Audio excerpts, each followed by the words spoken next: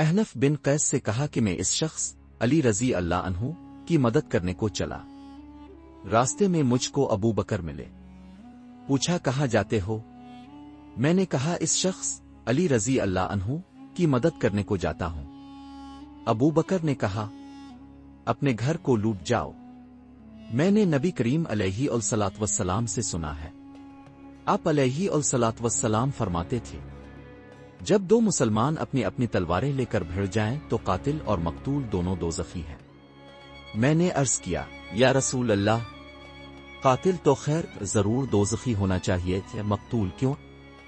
فرمایا وہ بھی اپنے ساتھی کو مار ڈالنے کی حرص رکھتا تھا، موقع پاتا تو وہ اسے ضرور قتل کر دیتا، دل کے عزم سمین پر وہ دوزخی ہوا۔